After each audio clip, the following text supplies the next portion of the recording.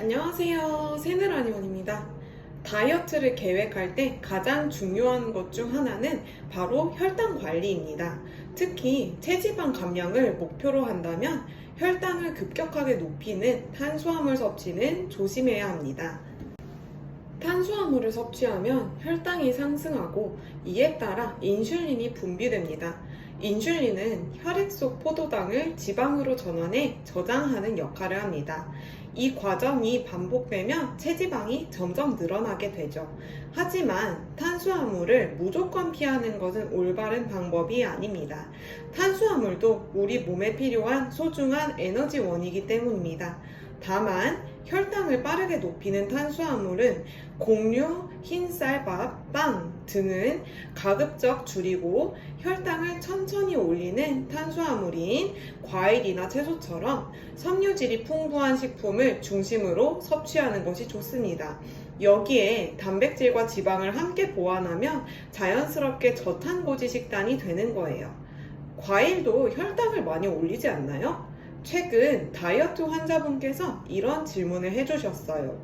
과일에도 과당이 많아 굉장히 달고 GI 지수가 높은 것이 아니냐는 의문이었죠.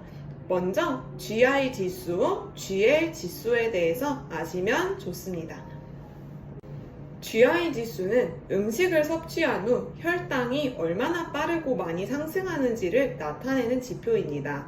특정 음식을 일정량 섭취한 뒤에 2시간 동안 혈당 변화를 측정하고 포도당 기준 100과 비교하여 상대적인 수치를 기록하여 GI 지수가 높을수록 혈당을 빠르게 올리는 음식, GI 지수가 낮을수록 혈당을 천천히 올리는 음식, 이렇게 구분을 하고 보통 55 이하이면 낮고 70이면 높은 식품으로 구별하는데요. GI 지수는 음식 100g 당이 아니라 탄수화물 50g을 맞춰놓은 상태에서 측정한 값이기 때문에 GI 지수에는 현실적인 한계가 있습니다. 음식 자체의 탄수화물 함량을 무시하고 혈당 상승 속도만 본 수치이기 때문에 실제 먹는 양이나 식사 패턴을 정확히 반영하지 못하는 경우가 많습니다. 예를 들어 고구마 GI 60, 당근 GI 80 이렇게 있을 때 GI 지수만 보면 당근이 혈당에 미치는 영향이 더 클 것 같지만 고구마 100g은 탄수화물 20g, 당근 100g은 탄수화물 10g을 포함하고 있기에 실제 혈당 영향을 계산하면 고구마 쪽이 더 높습니다. 그래서 고안된 지수인 GL 지수라는 개념이 있어요. GL 지수는 음식이 혈당에 미치는 실제 영향을 좀 더 현실적으로 반영한 지표입니다. GI 지수와는 달리 혈당을 올리는 속도뿐만 아니라 그 음식에 포함된 탄수화물 양까지도 함께 고려합니다.